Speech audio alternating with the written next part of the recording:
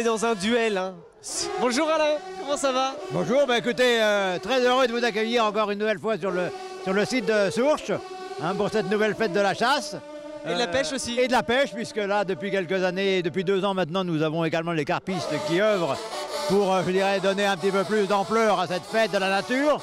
Donc voilà, nous avons, avec encore le soleil, dans ce magnifique cadre de Sourches, et l'aimable participation de M. Defoucault qui nous ouvre tous les ans son domaine pour accueillir la 19e fête de la chasse. L'année prochaine, nous serons à la 20e et peut-être qu'on aura des surprises à vous proposer. Eh bien, on croise les doigts, on espère. L'an dernier, on avait beaucoup visité le château parce que c'était quand même une chance qui nous était offerte. Et là, aujourd'hui, on va rester plus sur la chasse et la pêche avec les chiens déjà pour commencer parce qu'un chasseur sans son chien, c'est... Oui, je crois que là, nous avons une présentation assez exceptionnelle au niveau du nombre de chiens, puisque nous avons à peu près 85 équipages, ce qui est assez exceptionnel par rapport à toutes les fêtes de chasse qu'on peut rencontrer par ailleurs. Alors qu'est-ce qu'ils vont faire et qu'est-ce qu'ils ont fait les équipages pendant toute la fête? Des démonstrations? Oui, alors bien sûr, il faut être un petit peu quand même un spécialiste un peu pour s'imaginer un petit peu le travail des chiens. Les chiens vont tous se présenter sur le ring avec une présentation qui est faite par un grand spécialiste qui est M. Delon, qui connaît parfaitement un peu tous les équipages et qui peut, je dirais, donner un avis sur chacun et chacune des types de chasse que l'on peut rencontrer au niveau de la chasse en elle-même. Et la récompense pour l'équipage gagnant? On va demander à Monsieur le Président. Voilà, oui. Alors du coup, quelle est la récompense? La récompense à un équipage, c'est déjà par la présentation de ses chiens et en plus la décoration de son chenil. C'est 2 choses qui sont différentes mais reliées à la récompense.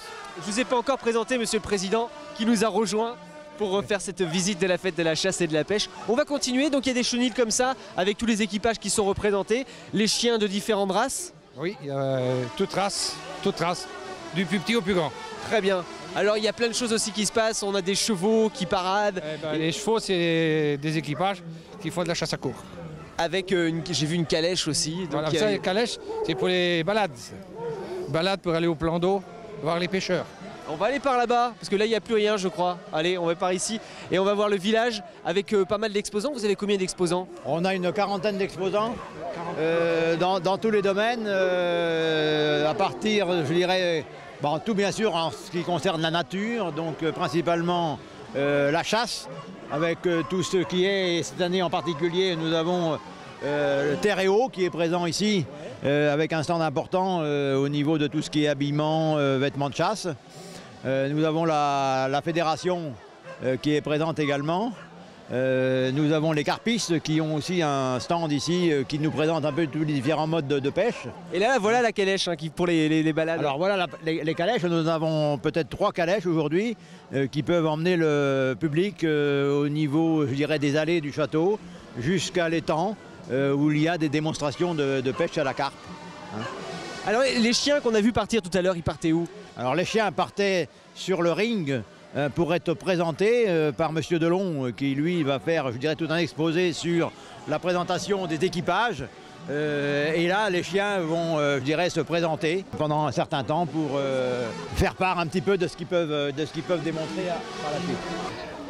Alors ici, on a un stand aussi, un stand consacré à la chasse, Voilà. Avec c'est monsieur qui est responsable, comment allez-vous?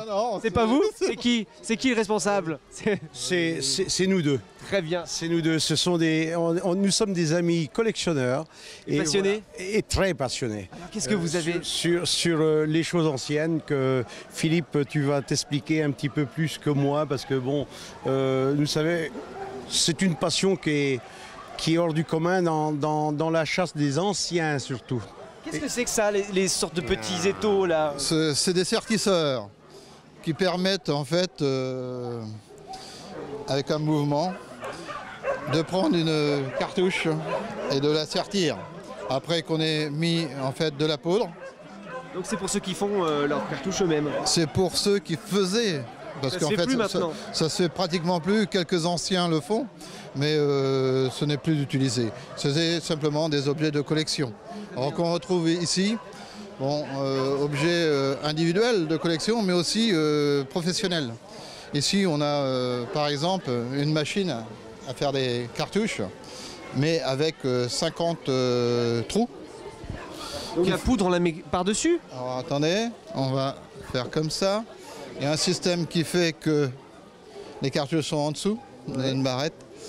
Ici, on met donc de la poudre, du plomb, de la poudre, d'accord. Par-dessus, on va mettre une bourre. Une bourre. Une bourre, c'est quoi? Une bourre, c'est un objet comme ça. Ah ouais, un bouchon quoi, une sorte de bouchon. On va mettre après, on aura mis donc de la poudre, le plomb, la bourre, et on va la passer en fait dans cet engin où ici les bourres seront poussées. Et ça bouge plus. Et ça bouge plus du tout. Et on aura, disons, la cartouche prête à être sertie avec cet appareil-là. Ok, avec une petite rondelle. Et comme ça. Donc le chasseur avait ce matériel-là à disposition Non, à la maison? Ça c'est du matériel de professionnel, d'accord. d'un armurier.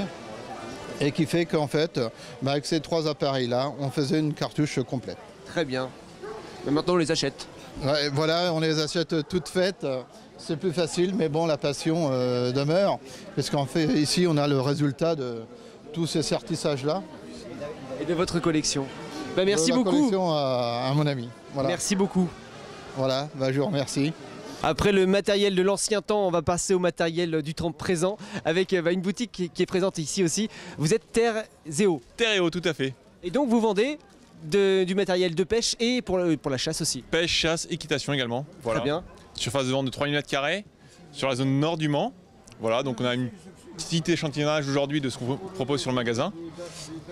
La tenue, vous partez de la tenue jusqu'au matériel après Voilà, pour pêcher. l'équipement de la personne, on va proposer des armes, on va proposer de l'équipement pour le cavalier, on va proposer aussi de l'équipement pour le pêcheur. Voilà, donc... Et même la corne ici, Oui. on peut l'essayer. Allez-y, faites fonctionne. plaisir, essayez. Il Alors, suffit de vous soufflez souffler. fort, hein. Ah bon? Ça marche. Parfait, bon. magnifique. J'aime bien.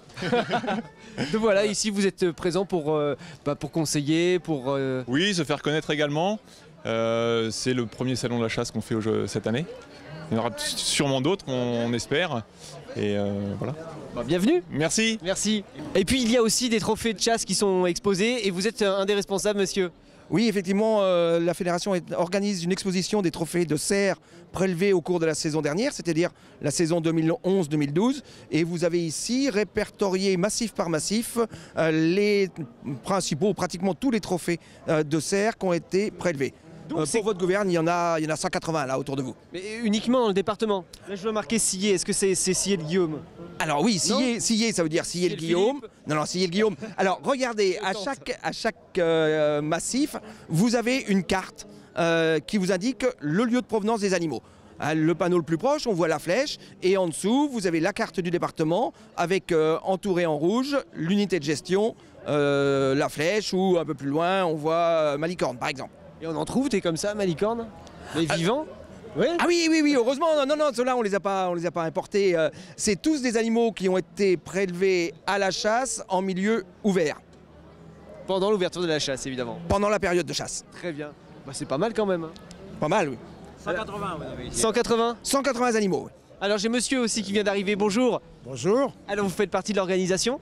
Non, pas du tout. Le réalisateur, c'est M. Vlosquier, son association. Moi, je ne suis que la fédération de chasse. Très bien. Fier quand même des 180 c'est très bien, c'est exposés. une belle réalisation, une très belle exposition. Ça permet aux chasseurs du département de voir ce qui se réalise dans le département. C'est le but d'ailleurs de l'exposition. Et en plus, nous avons quelqu'un pour coter vous avez pu aller le voir travailler tout à l'heure, pour coter les animaux, pour regarder l'âge des animaux. Vraiment, c'est une exposition qui a pour but d'être didactique, c'est-à-dire d'apprendre aux chasseurs à juger les animaux qu'ils tirent et de voir l'évolution du cheptel. Il y a une réglementation, on ne peut pas tirer des animaux trop jeunes, j'imagine. Heureusement, il y a une réglementation.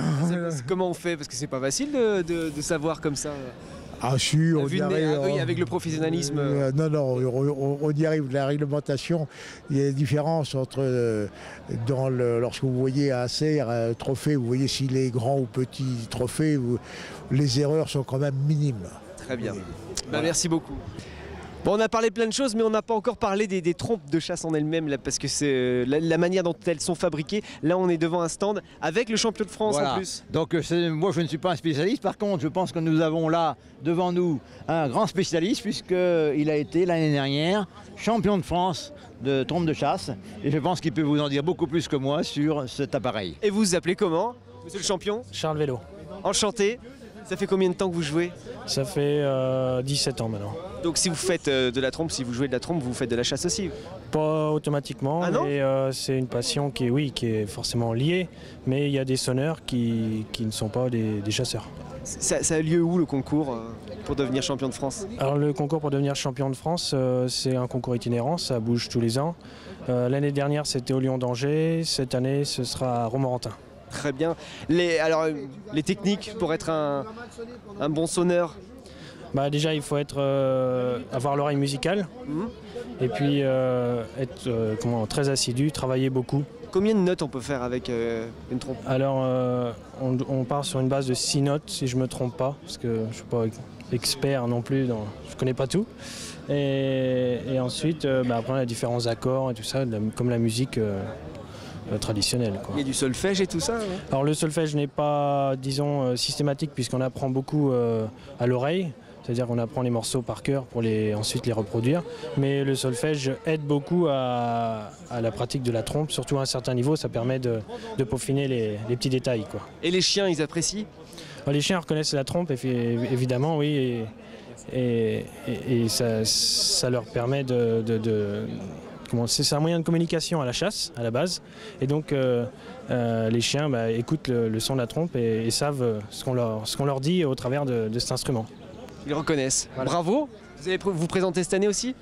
Cette année, je vais me présenter donc au championnat international. Waouh. Donc on verra. On verra, on croise les doigts. Merci en tout cas. Merci. Au revoir. Je vais vous saluer. Venez à côté de moi, on va se mettre au soleil, vous allez voir, on sera très très bien. Parce que c'est déjà la fin de l'émission. Monsieur le Président, venez à côté de nous. On vous souhaite beaucoup de réussite pour la 25e, c'est ça Non, la 20e. La 20e. J'espère déjà que la 19e sera une réussite, mais je pense qu'on est bien parti, puisque nous avons eu le soleil, malgré les intempéries depuis quelques mois. Là, vous avez de la chance. Mais là, nous avons beaucoup de chance et je pense que nous avons une fréquentation qui est encore, je dirais, très importante cette année.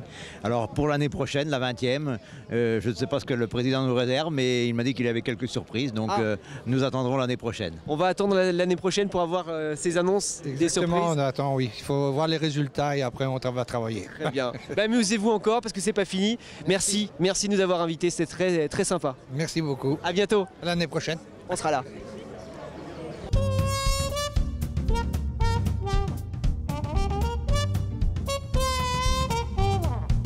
Je vais être franc avec vous, on est un peu fatigué parce qu'on a fait beaucoup de kilomètres, mais on est content, on a vu de belles choses, on a rencontré de gens sympas. J'espère que vous avez passé un bon moment avec nous. Je vous rappelle que l'infiltré du dimanche ne prend pas de vacances ou presque. Moi je partirai un petit peu début août, mais en tout cas on sera là pour vous faire vivre les événements et les manifestations sartoises pendant tout l'été et encore au mois de septembre évidemment. Merci de votre fidélité et avant de partir, nous on n'oublie pas de fêter un très bon anniversaire à Romuald de Besson qui est derrière cette caméra que j'embrasse bien fort.